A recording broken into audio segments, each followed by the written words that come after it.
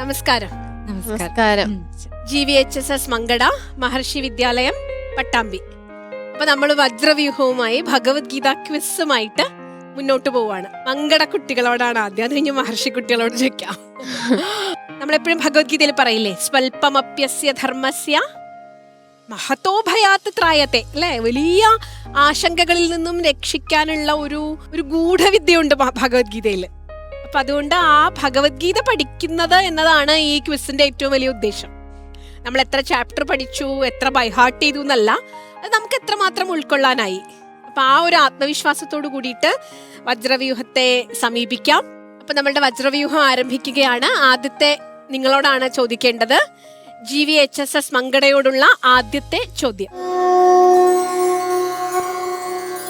ജന്മരഹിതനും, അതായത് അജൻ, ജനിക്കാത്തവൻ, അവ്യയനുമായ, അതായത് നാശം സംഭവിക്കാത്തവൻ ഭഗവാന് ജന്മം സംഭവിക്കുന്നത് എങ്ങനെയാണ്?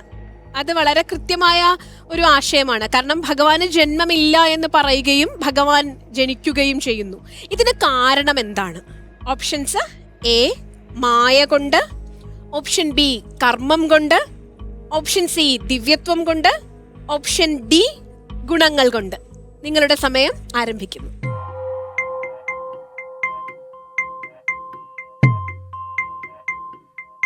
ഓപ്ഷൻ എ മായ കൊണ്ട്. നോക്കിയ അല്ലേ? ഉറപ്പാണോ? ബാക്കിയുള്ള സാധ്യതകൾ ഭഗവാന്റെ ദിവ്യത്വം കൊണ്ടാവാം, ഭഗവാന്റെ കർമ്മം കൊണ്ടാവാം. ഉറപ്പിക്കാം. മായ കൊണ്ട്. നമുക്ക് 30 സെക്കൻഡേ സമയമുള്ളൂ, അതുകൊണ്ട് നമ്മൾ ഉറപ്പിക്കുന്നു ഓപ്ഷൻ എ മായ കൊണ്ട്. നമുക്ക് ഉത്തരം ശരിയാണോ നോക്കാം. ഭഗവാന് ജന്മം സംഭവിക്കാൻ ധാരാളം കാരണങ്ങൾ ഉണ്ടാകാം, പക്ഷെ ഭഗവത്ഗീത പറയുന്ന ഒരു കാരണമുണ്ട്. ആ കാരണം തന്നെയാണോ ഇവര് പറയണത് നോക്കണല്ലോ. നമുക്ക് ഉത്തരം ശരിയാണോ നോക്കാം. ശരിയാണ്. ഭഗവാന്റെ ജന്മം, അജനായ ഭഗവാന്റെ ജന്മം സംഭവിക്കുന്നത് മായ കൊണ്ട്. അപ്പൊ നിങ്ങൾക്ക് 10 പോയിന്റ്. ഇനി നമുക്ക് ശ്രീ മഹർഷിയോടുള്ള ചോദ്യങ്ങൾ ചോദിക്കണ്ടേ? മഹർഷി വിദ്യാലയം പട്ടാമ്പി, നിങ്ങളോടുള്ള ആദ്യത്തെ ചോദ്യം. കുറുവന്നപി ന ലിപ്യത്തെ, കർമ്മം ചെയ്യുന്നെങ്കിലും ഫലത്താൽ ബന്ധിക്കപ്പെടാത്തവൻ ആരാണ്?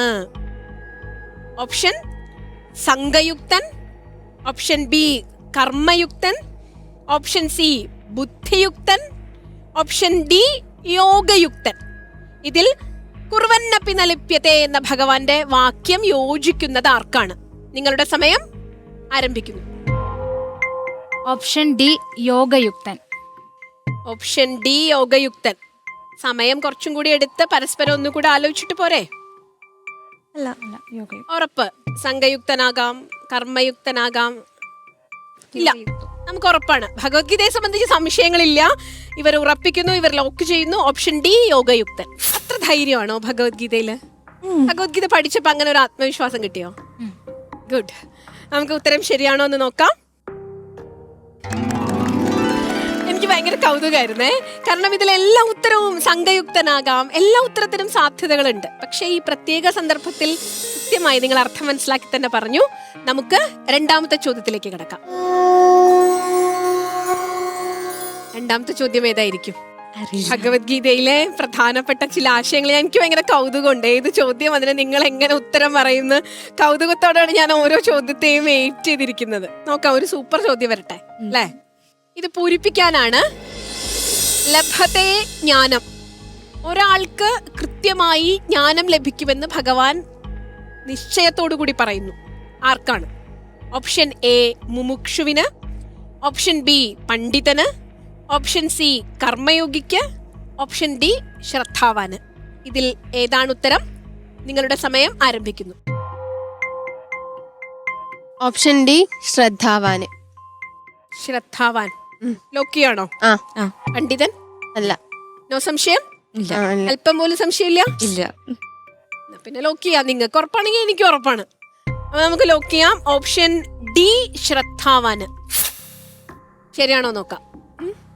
ശ്രദ്ധയുള്ളവനാണോ, മുമുക്ഷുവിനാണോ? എല്ലാവർക്കും ജ്ഞാനം ലഭിക്കാം, പക്ഷെ ഭഗവത്ഗീത പറയുന്ന ഒരു ലക്ഷണമുണ്ട്. അതെന്താണെന്ന് നോക്കാം. ജ്ഞാനം ലഭിക്കുവാൻ ശ്രദ്ധാവാൻ ലഭത്തെ ജ്ഞാനം. ശ്രദ്ധയുള്ളവനാണ് ജ്ഞാനം ലഭിക്കുന്നത്. 10 മാർക്ക്. മഹർഷി വിദ്യാലയം. നമുക്ക് രണ്ടാമത്തെ ചോദ്യത്തിലേക്ക് കിടക്കാം.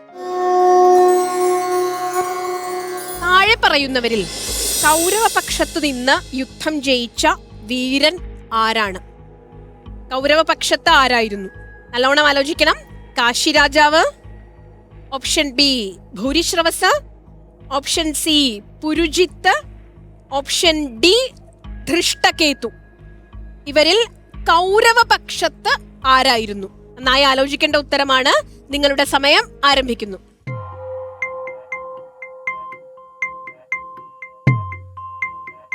കൗരവപക്ഷമാണ്. നന്നായി ആലോചിക്കൂ.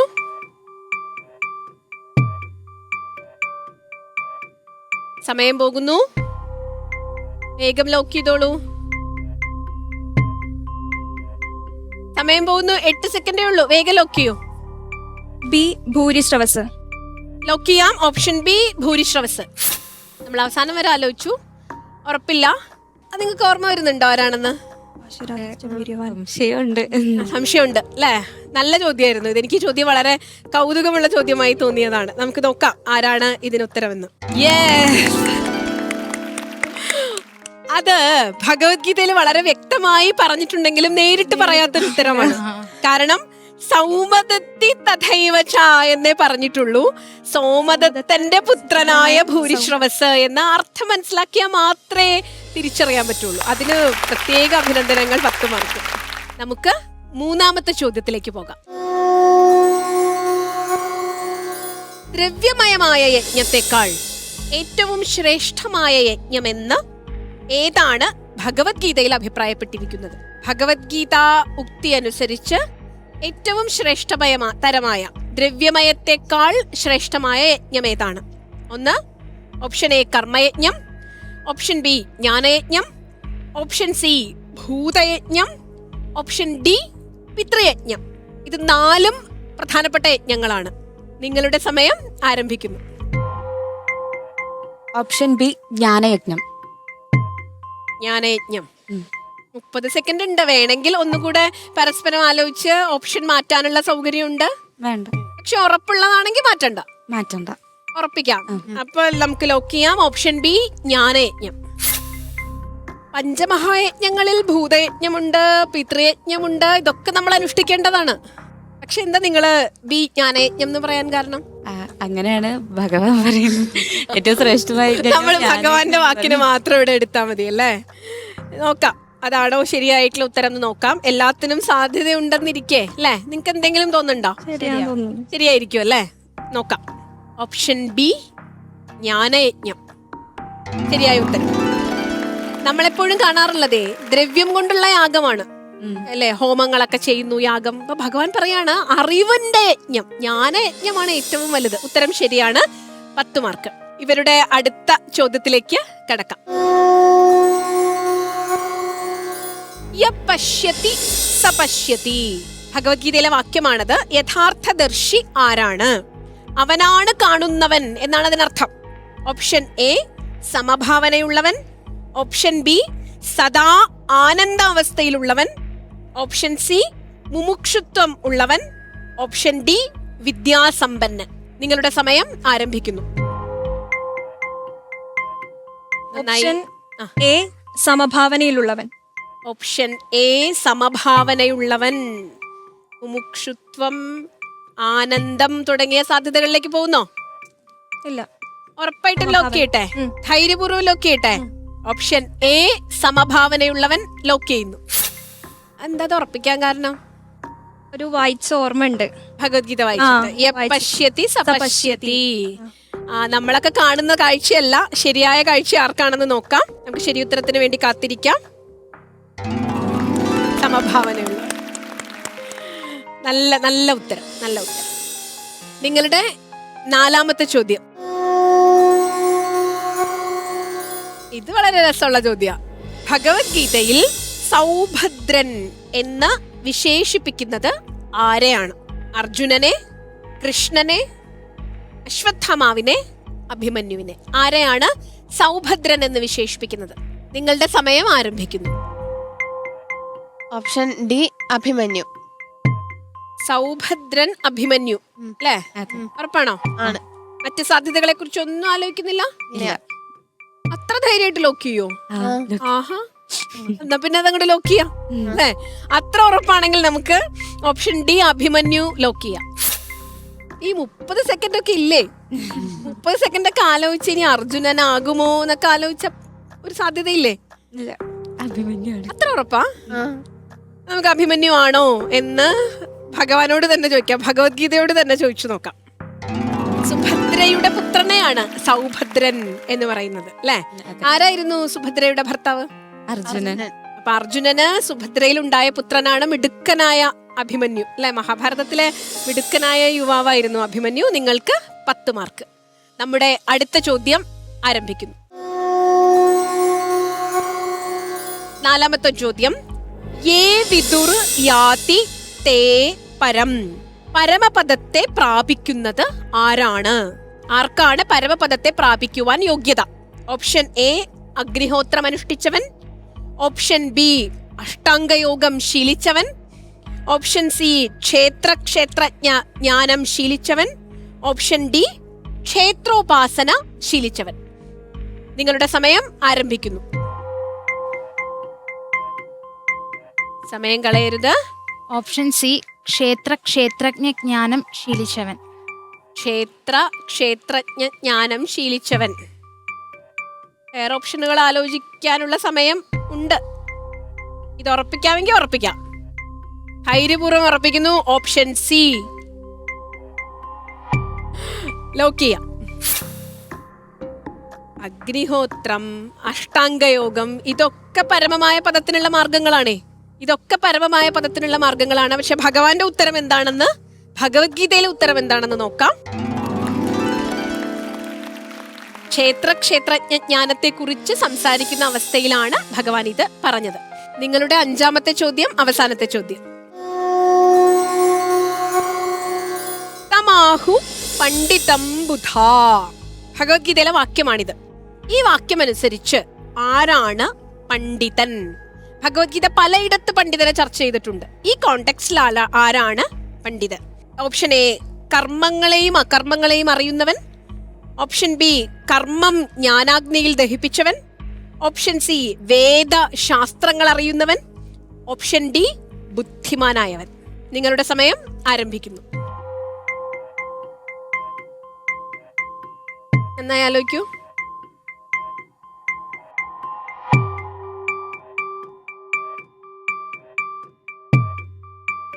സമയം. ഓപ്ഷൻ ബി കർമ്മം ജ്ഞാനാഗ്നിയിൽ ദഹിപ്പിച്ചവൻ. ആലോചിക്കൂ ഒന്നും കൂടി. കാരണം വേദശാസ്ത്രങ്ങൾ അറിയുന്നവൻ പണ്ഡിതനാവാം. വേഗം ലോക്ക് ചെയ്യാം. ലോക്ക് ചെയ്യാം. ഓപ്ഷൻ ബി കർമ്മം ജ്ഞാനാഗ്നിയിൽ ദഹിപ്പിച്ചവൻ. അതിന് ധാരാളം സാധ്യതകളുണ്ട്. ഇതൊക്കെ പണ്ഡിതനാണ്. പക്ഷെ ഭഗവത്ഗീത ആ പ്രത്യേക സന്ദർഭത്തിൽ പണ്ഡിതനെ എങ്ങനെയാണ് നിർവചിച്ചിട്ടുള്ളതെന്നാണ് നമുക്ക് അറിയേണ്ടത്. നോക്കാം ശരിയാണോ ഉത്തരമെന്ന്. ജ്ഞാനാഗ്നിദഗ്ധ കർമാണാം തമാഹു പണ്ഡിതം ബുധാ. കൃത്യമായ ഉത്തരം. ഭഗവത്ഗീതയുടെ അർത്ഥം കൂടി അറിഞ്ഞുകൊണ്ടാണ് നിങ്ങൾ ഉത്തരം പറഞ്ഞത്. നിങ്ങൾക്ക് 50 മാർക്ക്. നിങ്ങളുടെ 5ാമത്തെ ചോദ്യം. തേന മുഹ്യന്തി ജന്തവഃ. ജീവികൾ ലോകജീവിതത്തിൽ മോഹിക്കപ്പെടുന്നത് എന്തുകൊണ്ടാണ്? ഓപ്ഷൻ എ ജ്ഞാനം അജ്ഞാനത്താൽ മൂടപ്പെട്ടതുകൊണ്ട്, ഓപ്ഷൻ ബി ആത്മസ്വരൂപം വിസ്മരിച്ചതുകൊണ്ട്, ഓപ്ഷൻ സി കർമാകർമ്മങ്ങൾ അറിയാത്തതുകൊണ്ട്, ഓപ്ഷൻ ഡി ഭയം കൊണ്ട്. നിങ്ങളുടെ സമയം ആരംഭിക്കുന്നു. ഓപ്ഷൻ എ ജ്ഞാനം അജ്ഞാനത്താൽ മൂടപ്പെട്ടതുകൊണ്ട്. ആദ്യത്തെ സെക്കൻഡ് തന്നെ അതങ്ങനെ ഉറപ്പിച്ചോ? ആ, ചർച്ച ചെയ്യൊന്നും വേണ്ട. അല്ല, അത് ശ്ലോകം. ശ്ലോകം അത് തന്നെയാണ്. ശ്ലോകം ഓർമ്മയുണ്ട്. ആ ധൈര്യത്തിലാണ് പറഞ്ഞത്. എന്നാൽ നമ്മൾ ഉറപ്പിക്കുന്നു, നമ്മൾ ലോക്ക് ചെയ്യുന്നു. Option A. ശ്ലോകം ഓർമ്മ വരുന്നുണ്ടോ? ജ്ഞാനേന തു തദജ്ഞാനം യേഷാം നാശിതമാത്മനഃ തേഷാം ആദിത്യവജ്ഞാനം തേന മുഹ്യന്തി ജന്തവഃ. ശരിയായിരിക്കും അല്ലേ? നമുക്ക് എന്തായാലും നോക്കാം ഉത്തരം ശരിയാണോ എന്ന് നോക്കാം. ഭഗവത്ഗീത പഠിച്ച കുട്ടികളെ അങ്ങനെ മാർക്ക് കൊണ്ടൊന്നും തോൽപ്പിക്കാൻ പറ്റില്ല. നല്ല റൗണ്ടായിരുന്നു. 2 പേരും കൃത്യമായി ഉത്തരം പറഞ്ഞ റൗണ്ടായിരുന്നു. 50 മാർക്ക്. മഹർഷി വിദ്യാലയത്തിന് 50 മാർക്ക്, മങ്കട GVHSS മങ്കടയ്ക്കും 50 മാർക്ക്. വളരെ രസകരമായി ഭഗവത്ഗീതയിലെ ആശയങ്ങൾ തമ്മിൽ സംസാരിച്ച റൗണ്ടായിരുന്നു. 2 ടീമിനും അഭിനന്ദനങ്ങൾ.